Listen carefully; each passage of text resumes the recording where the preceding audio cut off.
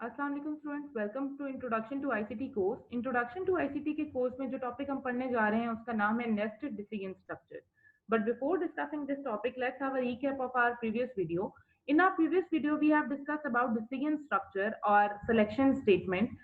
हमने डिस्कस किया कि अभी तक जो हम काम कर रहे थे उसमें हम जो स्ट्रक्चर फॉलो करते हैं वो सीक्वेंशियल स्ट्रक्चर है। दैट मीन जो भी स्टेटमेंट्स आप लिखते थे वो उसी फ्लो में या उसी सीक्वेंस में प्रिंट होती थी जिस सीक्वेंस में आपने लिखा हुआ है। तो हमने कहा कि रियल लाइफ में हमें हर पॉइंट पे डिसीजन मेकिंग के थ्रू अपना एक्शन डिफाइन करना पड़ता है। तो हम कहते हैं कि सीक्वेंशियल स्ट्रक्चर रियल लाइफ में इम्प्लीमेंटेबल नहीं है, बल्कि हमें डिसीजन स्ट्रक्चर की जरूरत है जिसकी बेसिस पे हम कोई ना कोई एक्शन परफॉर्म कर सकें। तो उसके लिए हमने पढ़ा कि किस तरह से हम अपना डिसीजन स्ट्रक्चर सिलेक्शन स्टेटमेंट के थ्रू लिख सकते हैं। हमने डिस्कस किया कि अगर आपको सिलेक्शन स्टेटमेंट लिखनी है तो उसके लिए हमारे पास जो सिंटैक्स है वो क्या अवेलेबल है कि हम लिखते हैं सबसे पहले इफ, उसके बाद हम आगे अपनी कंडीशन लिखते हैं और उस कंडीशन के खत्म होने की निशानी ये है कि हम आगे कॉलन का जो साइन है वो इंसर्ट करते हैं। ठीक है, और उसके बाद हमने लिखा कि अगर ये कंडीशन हमारी ट्रू होती है तो हम इंडेंटेशन के बाद यहाँ पे कुछ स्टेटमेंट्स लिखते हैं जो कि इन केस ऑफ ट्रू, अगर कंडीशन ट्रू होती है तो ये स्टेटमेंट जो है वो हमारी एग्जीक्यूट होती है। ठीक है, ये एक स्टेटमेंट भी हो सकती है, मोर देन वन स्टेटमेंट भी हो सकती हैं। हम लिखते हैं यहाँ पे अगर हमारे पास ये स्टेटमेंट जो कंडीशन है वो ट्रू होती है तो हम कहते हैं ये स्टेटमेंट हमारी रन हो।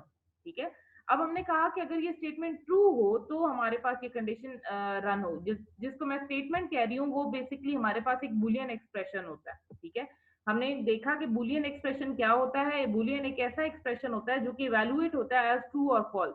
दो जो आपकी ऑपरेटर्स हैं उनके दरमियान में हम एक रिलेशनल ऑपरेटर या कंपैरिजन ऑपरेटर लगाते हैं जो कि ट्रू इवैल्यूएट होता है या फॉल्स इवैल्यूएट होता है। अगर वो ट्रू ट्रू इवैल्यूएट हो तो हम कहते हैं कि हमारी ये जो स्टेटमेंट्स हमने लिखी हैं हम इनको रन करेंगे, हमारा इंटरप्रेटर इनको रन करता है। और अगर ये स्टेटमेंट फॉल्स इवैल्यूएट होती है तो हम कहते हैं ये जो कंडीशन इवैल्यूएट होती है एज फॉल्स, तो हमारी ये स्टेटमेंट रन नहीं होती, बल्कि अगर हमारे प्रोग्राम में अगली कोई स्टेटमेंट लिखी हुई है तो वो चेक होती है। अगर कोई स्टेटमेंट नहीं लिखी हुई तो हमारा प्रोग्राम वहीं पे फिनिश हो जाता है। ठीक है, तो हम ये जो हमने डिस्कस किया है हम इसकी एक एग्जाम्पल करके देखते हैं कि उसका हमें, ताकि हमें हमारे प्रीवियस जो लेक्चर है उसका रीकैप भी मिल जाए और हम एक दफा समझ भी जाएं कि हम क्या बात कर रहे थे।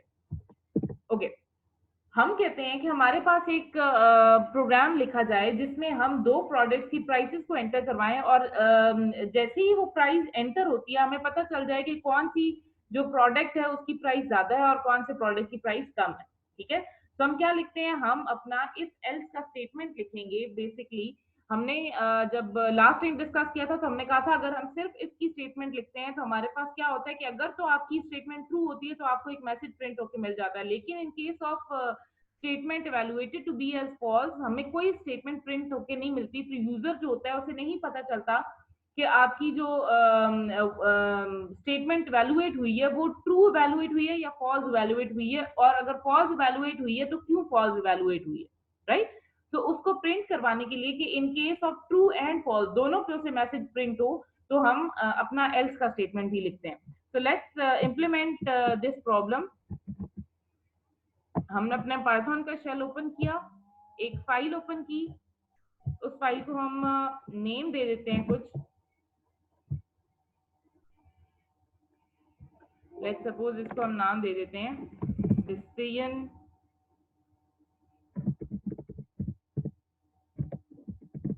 To dot P Y. ठीक है, अब हम यहाँ पे लिखते हैं प्राइस 1 और यूजर को कहते हैं कि input a price, enter price of product 1। ठीक हो गया। अच्छा, जो प्राइस एंटर होगी जाहिर सी बात है वो प्राइस या तो फ्लोट में होनी चाहिए या फिर इंटीजर में होनी चाहिए। अगर आपको डिसाइडेड है कि वो प्राइस इंटीजर में है तो यहाँ पे आप लिख दें एज इंट लिख दें ताकि वो इंट में कन्वर्ट हो जाए। और अगर आपको फ्लोट में कन्वर्ट करनी है तो हम यहाँ पे लिख देंगे फ्लोट। ठीक है, कि यूजर जो एंटर करेगा वो फ्लोट भी हो सकती है वैल्यू। ठीक, उसके बाद हम प्राइस 2 एंटर करवाते हैं यूजर से, और यहाँ पे हम कर देते हैं price 2 is equal to enter price of product 2। ठीक है, दो प्राइसेस एंटर करवा ली। अब हमें डिसाइड करना है कि कौन से प्रोडक्ट की प्राइस ज्यादा है और कौन से प्रोडक्ट की प्राइस कम है। ठीक है, तो हम यहाँ पे लिखते हैं if price 1 is greater then price 2, तो इसका मतलब है हमारे पास जो स्टेटमेंट है वो क्या प्रिंट होनी चाहिए कि प्रोडक्ट 1 की प्राइस प्रोडक्ट 2 की प्राइस से ज्यादा है। ठीक है, तो हम कहेंगे प्रोडक्ट 1 कॉस्ट मोर। ठीक है, और एल्स में हम लिख देते हैं अगर प्रोडक्ट 1 की प्राइस प्रोडक्ट 2 से लेस नहीं है बल्कि ज्यादा है, तो हम कहेंगे कि हमारे पास प्राइस या प्रोडक्ट 2 जो है उसकी कॉस्ट ज्यादा है, प्रोडक्ट 2 कॉस्ट मोर। ठीक हो गया? अच्छा, अब हम इसको रन करके देखते हैं। ओके, प्रोडक्ट 1 की प्राइस लेट सपोज हम कहते हैं 45 है और प्रोडक्ट 2 हमारे पास 89 है। ठीक है, तो प्रोडक्ट 2 कॉस्ट मोर। ठीक, अगर हम कहते हैं कि हमारे पास प्रोडक्ट 1 की प्राइस है 89 और प्रोडक्ट 2 की प्राइस है 45, तो अब हमारे पास क्या मैसेज प्रिंट होकर आया, प्रोडक्ट 1 कॉस्ट मोर। अगर मैं एल्स की स्टेटमेंट ना लिखती तो मुझे सिर्फ प्रोडक्ट 1 की प्राइस का पता चलता, मुझे ये ना पता चलता दूसरी दफा अगर प्रोडक्ट 2 की प्राइस में ज्यादा एंटर कर देती हूँ तो मुझे कोई मैसेज प्रिंट ना होता, तो उसके रिगार्डिंग कोई एक्शन हमने चूंकि लिखा नहीं था तो इसलिए हमें कोई एक्शन परफॉर्म होकर ना मिलता। स्टिल इसमें एक इशू ये है कि जरूरी तो नहीं है ना कि दो प्रोडक्ट की प्राइस आपस में एक दूसरे से ज्यादा या कम ही हो सकता है कि हम ये एंटर कर दें कि हमारे पास जो प्रोडक्ट की प्राइस है वो दोनों इक्वल है। ठीक है, तो हम लिखते हैं 45 और दूसरे की प्राइस भी हम लिखते हैं 45। तो अब यहाँ पे अगर हम देखें तो हमारे पास जो इवेलुएट हुई है वो इवेलुएट हुई है प्रोडक्ट 2 की प्राइस हमारी ज्यादा है, हालांकि हमने यहाँ पे ऐसी कोई स्टेटमेंट नहीं लिखी। हमारे पास जो स्टेटमेंट इवेलुएट हुई है वो ये इवेलुएट हुई है कि पहली की प्राइस दूसरे से ज्यादा है या नहीं। ठीक है, इसको चेक किया गया है। इसके अलावा अगर जो भी स्टेटमेंट होगी हमारे पास वो इवेलुएट होगी एज फॉल्स। ठीक है, अभी हमने एंटर किया 45। ठीक है, 45 इज नॉट ग्रेटर देन 45, तो हमारे पास ये स्टेटमेंट हो गई फॉल्स। ठीक है, जब ये स्टेटमेंट फॉल्स हो गई है तो हमारी ये जो प्रिंट की स्टेटमेंट है ये तो रन होगी नहीं। इसका मतलब है हमारे पास जो एल्स की स्टेटमेंट है वो रन होगी, तो एल्स में जो लिखा हुआ है वही मैसेज प्रिंट हो गया, इन case of both prices being equal. तो इसका मतलब है हमें एक और स्टेटमेंट लिखनी चाहिए जिसके अंदर हम लिखें कि अगर प्राइस 1 ग्रेटर नहीं है प्राइस 2 से तो चेक करो कि प्राइस 1 प्राइस 2 से लेस है, अगर लेस नहीं है तो चेक ये बता दो कि वो दोनों प्राइसेस इक्वल है। ठीक है, तो अब हम इसको सबसे पहले देखते हैं कि ये जो हमने बोला है ये बेसिकली कहलाता क्या है, और उसके बाद इसको ठीक भी करते हैं कि जो हमारी प्रॉब्लम है इसको हम ठीक करते हैं। अच्छा, हमारे पास नेस्टेड डिसीजन स्ट्रक्चर्स मौजूद हैं। ठीक है, कहता है कि बाज़ औक़ात you need to ask follow up questions after you evaluated a boolean expression. अब हमने इवैल्यूएट किया अपना बूलियन एक्सप्रेशन एज ट्रू और फॉल्स। ठीक है, लेकिन जब हमने कहा कि प्राइस 1 प्राइस 2 से ग्रेटर है या नहीं है, ठीक है, तो अब इसका आंसर यस और नो हो सकता है। तो हमें ये भी पूछना चाहिए कि प्राइस 1 प्राइस 2 से लेस है अगर ग्रेटर नहीं है तो। ठीक, हमारा नेक्स्ट क्वेश्चन ये होना चाहिए ताकि हमें पता चले अगर वो ग्रेटर भी नहीं है तो लेस भी नहीं है तो फिर एक ही कंडीशन दिया जाती है कि वो दोनों इक्वल होंगे। राइट, सो तीन कंडीशन हमारे पास यहाँ बनती हैं बेसिकली जब हम कहते हैं कि हमने अपनी स्टेटमेंट को रीवैल्यूएट करना है या फॉलो अप क्वेश्चन पूछना है, तो हमने अपनी स्टेटमेंट को एक्सप्रेस करना होता है इन terms of other Boolean expression. ठीक है, so Python allow us to nest the decision structure inside one another, allowing you to evaluate the additional conditions, right? तो अब हम देखते हैं कि किस तरह से ये हमें अलाउ करता है। अच्छा, अब हम यहाँ पे कह रहे हैं कि अगर प्राइस 1 प्राइस 2 से ग्रेटर नहीं है, ठीक है, तो एल्स पे आओ और एल्स पे आके दोबारा से एक कंडीशन हम लगाते हैं, if price 2 is greater then price 1। ठीक है, अब यहाँ पे हमने ये कंडीशन लगा दी। अगर ये भी नहीं है तो हम कहते हैं एल्स में आके कि हमारे पास जो स्टेटमेंट है वो प्रिंट हो जाए कि product 1 cost is equal to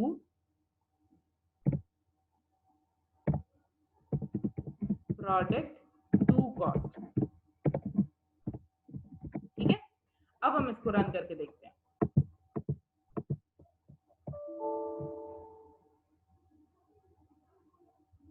okay, अब यहाँ पे हमने अपनी इफ की स्टेटमेंट को इंडेंट नहीं किया, ठीक है, तो हमें ये इंडेंट करना होगा। मैंने आपको पहले भी बताया था कि हमने इफ के बिल्कुल नीचे वर्टिकल हमने नहीं लिखना, बल्कि हमने थोड़ी इंडेंटेशन के बाद अपनी जो प्रिंट स्टेटमेंट है वो लिखनी है। ओके, एल्स के बाद हमने यहाँ पे सेमीकोलन जो कॉलन है वो नहीं लगाया। Okay, now let's run this program. Enter price 1, let's suppose मैं 45 एंटर कर देती हूँ, दूसरी दफा 45 एंटर कर देती हूँ, तो अब मेरे पास क्या प्रिंट हो गया है कि प्रोडक्ट 1 और प्रोडक्ट 2 की कॉस्ट इक्वल है। ठीक है, तो ये हमारे पास है नेस्टेड स्ट्रक्चर कि अगर प्राइस 1, अब हमारे पास जो प्रोग्राम है वो किस तरह से इंटरप्रेट होगा। हमने सबसे पहले एंटर की 45, ठीक है, तो हमारे पास 45 ग्रेटर देन 45 इवेलुएट होगा, तो हमारी ये स्टेटमेंट हो गई फॉल्स। जब ये स्टेटमेंट फॉल्स हुई है तो इसका मतलब है हमारे पास इसके बाद ये स्टेटमेंट प्रिंट नहीं होगी, बल्कि इसके बाद हमारा जो इंटरप्रेटर है वो एल्स पे आ जाएगा। ठीक है, एल्स में दोबारा एक कंडीशन लगी हुई है, if price 1 45 is greater then 45। ठीक है, दोबारा ये कंडीशन चेक होगी, प्राइस 2 भी 45 की थी ना, तो दोबारा ये कंडीशन जब फॉल्स हुई तो ये इफ की स्टेटमेंट भी नहीं चलेगी, बल्कि ये अपने एल्स पे आ जाएगी। और इसके एल्स में हमने क्या लिखा हुआ है, हमने लिखा हुआ है कि else print both products are equal. तो अब जब ये दोनों ट्रू नहीं है तो एंड पे क्या प्रिंट होगा, दोनों जो हमारे पास प्रोडक्ट की प्राइसेस हैं वो इक्वल है, राइट। ओके, अब हम दोबारा एक और प्रैक्टिस करते हैं। हम कहते हैं कि हमने एक नंबर यूजर से एंटर करवाया और हमने एक नंबर अपने पास फिक्स करके अपने पास यहाँ पे स्टोर करके रखा हुआ है कि अगर आपके पास, लेट्स सपोज हम कहते हैं नंबर हमारा 5 है, ठीक है, एक सीक्रेट नंबर हमने अपने पास रखा हुआ है और हम यूजर को कहते हैं कि ये नंबर गेस करो कि ये नंबर क्या हो सकता है। ठीक है, तो यूजर क्या करेगा, यूजर एक नंबर एंटर करेगा। हमने अपने पास एक ऑलरेडी सीक्रेट नंबर रखा हुआ है, यूजर ने जो नंबर एंटर किया या तो वो नंबर उस नंबर की इक्वल हो सकता है जो ऑलरेडी हमने सीक्रेट रखा हुआ था, या उससे ग्रेटर हो सकता है या लेस हो सकता है। अगर हम सिंपल इफ एल्स स्टेटमेंट लिखें तो हम क्या बताएंगे यूजर को कि आपने जो नंबर एंटर किया वो हमारे नंबर की इक्वल नहीं है। ठीक है, हम उसके बाद उसे ये नहीं बताएंगे कि यहाँ पे देखें हमने क्या किया, हमने गेस किया कि जो नंबर यूजर एंटर कर रहे हैं वो 5 की इक्वल है।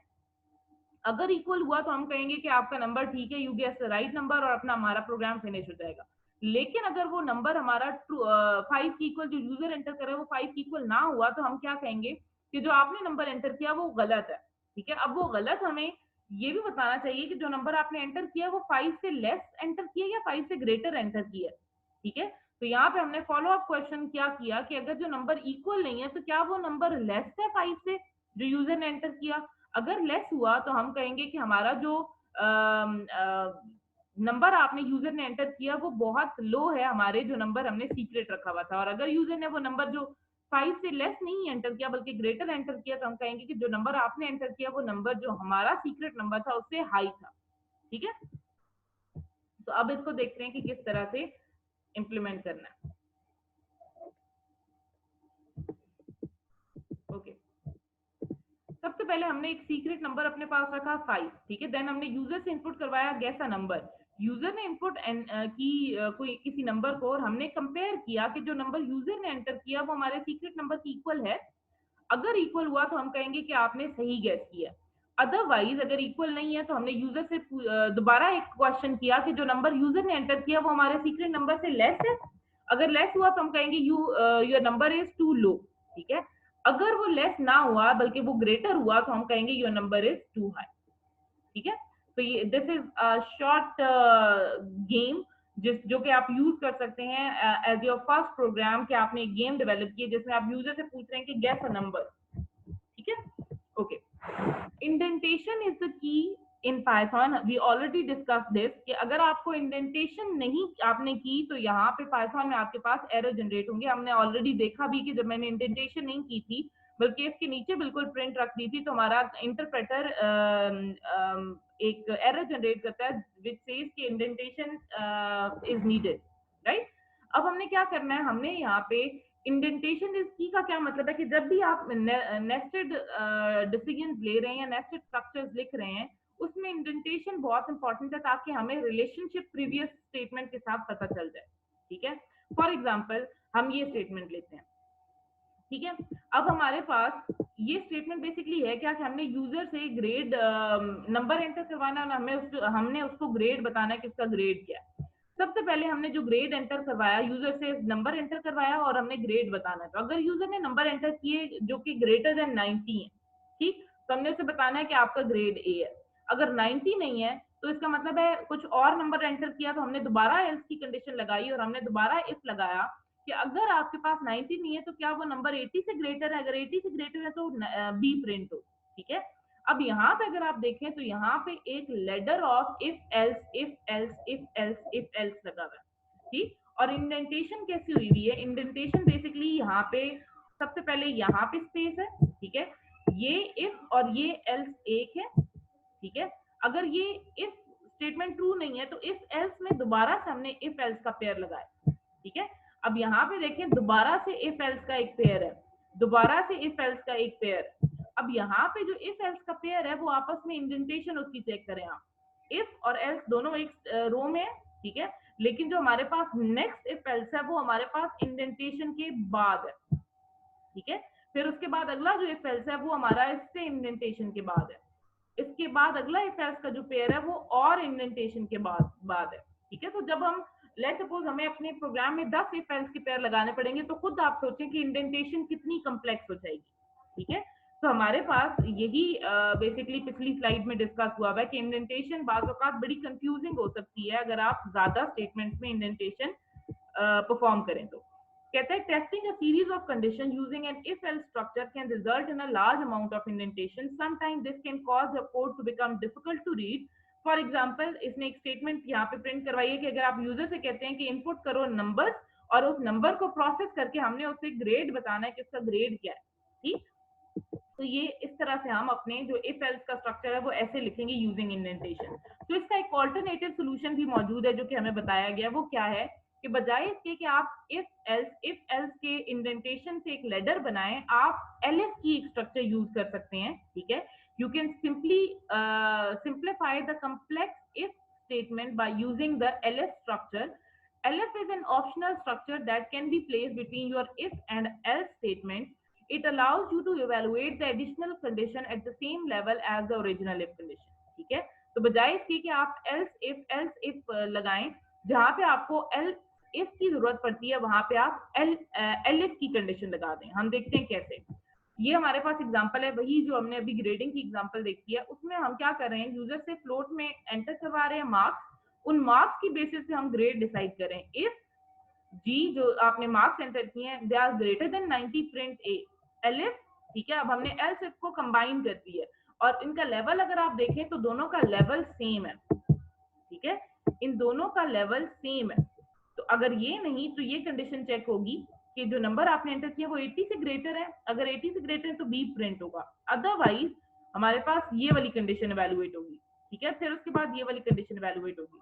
अगर इनमें से कुछ भी ना हुआ तो इसका मतलब है जो नंबर एंटर किए हैं आपने वो लेस देन 90 या लेस देन 50 है, तो हमने उसे as a grade F evaluate कर दिया। ठीक है, ये हमारे पास है बेसिकली ls की statement which simplifies our ladder और नेस्टेड कंडीशंस के आपने बजाय इसके कि आप नेस्टेड इफ एल्स को लेडर की फॉर्म में लिखें which is very complex in terms of indentation, उसको हमने सिंप्लीफाई करके ls की कंडीशन बना दी ताकि हम लिखते वक्त हमें आसानी।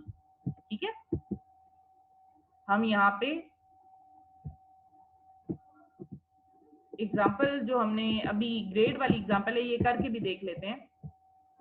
अच्छा, इसी को अगर मैं यहाँ पे इस वाली स्टेटमेंट को अगर एलिफ के थ्रू, ये जो गिवन प्रॉब्लम है इसी को अगर मैं एलिफ के थ्रू करना चाहूँ तो मैं क्या करूंगी, मैं लिखूंगी यहाँ पे एलिफ और यहाँ पे अपनी जो स्टेटमेंट है उनको यहाँ पे लिखूंगी एंड देन एल्स की स्टेटमेंट यहाँ पे। ठीक है, तो अब हम इसको रन करके देखते हैं। 45 88। ठीक है, तो प्रोडक्ट 2 की कॉस्ट हमारी प्रोडक्ट 1 से ज्यादा है। तो हम बेसिकली यहाँ पे इंडेंटेशन की जो कॉस्ट है उससे बच गए हैं, वो सारी के इंडेंटेशन कहाँ होनी चाहिए उस सारे प्रॉब्लम से हम यहाँ पे बच गए। अब हम दोबारा एक प्रॉब्लम करते हैं, यूजर से कहते हैं ग्रेड एंटर करो, ठीक है, और इंट या फ्लोट में हम, क्योंकि नंबर्स कैन बी 90.5, ठीक है, तो हम फ्लोट में कन्वर्ट करते हैं इनपुट एंटर मार्क्स, ठीक, और मार्क्स एंटर करने के बाद हम कंडीशन लगाते हैं if g is greater than equal to भी लगा देते हैं, ठीक है, ग्रेटर देन इक्वल टू 90, तो हम क्या करेंगे प्रिंट a, ठीक है, elif if g is greater than g is greater than equal to 80,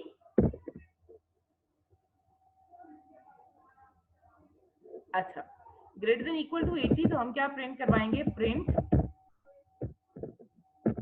b, उसके बाद हम लिखते हैं elif अगर जो वैल्यू यूजर ने एंटर किया नंबर्स की वो ग्रेटर देन इक्वल टू 70 हो तो हम प्रिंट करवाएंगे c, एल्स हम प्रिंट करवा देते हैं d, ठीक है, हम f तक नहीं जाते, हम सिंपली एल्स पे रोक देते हैं और हम कहते हैं एल्स प्रिंट d। अब क्या होगा, हम इसको रन करते हैं जब अपने कोड को, आफ्टर सेविंग दैट कोड, तो हम एंटर करते हैं लेट्स सपोज 77 मार्क्स, तो हमारे पास चूंकि 77 ग्रेटर देन 70 है तो हमारे पास C ग्रेड प्रिंट हो गया, ठीक है। अगर मैं एंटर करूं लेट्स सपोज 88 मार्क्स, तो 88 हमारे पास 80 से ग्रेटर है, ठीक है, तो हमारे पास B प्रिंट हो गया। अब यहाँ पे अगर मैं देखूं तो बेसिकली हुआ क्या है, 88 आया सबसे पहले यहाँ पे G, 88 is greater than equal to 90, ये कंडीशन फॉल्स है, तो हमारा जो इंटरप्रेटर है वो नेक्स्ट कंडीशन पे चला गया, 88 is greater than equal to 80, ये कंडीशन ट्रू है, तो हमारे पास ये प्रिंट हो गया। इसके बाद अगली स्टेटमेंट प्रिंट नहीं, ठीक है, जो पहली स्टेटमेंट ट्रू होगी उसके बाद अगली स्टेटमेंट इवैल्यूएट नहीं हो रही, राइट। तो इस तरह से हमारा जो इंटरप्रेटर है बजाय इसके कि सीक्वेंशियल रन करे हमारे प्रोग्राम को, वो डिसीजन बना कर रहा होता है on the basis of this decision statement, ठीक। so that's all for today's lecture. We'll discuss our video complex problems or programming problems related to if else and nested structures in our next video.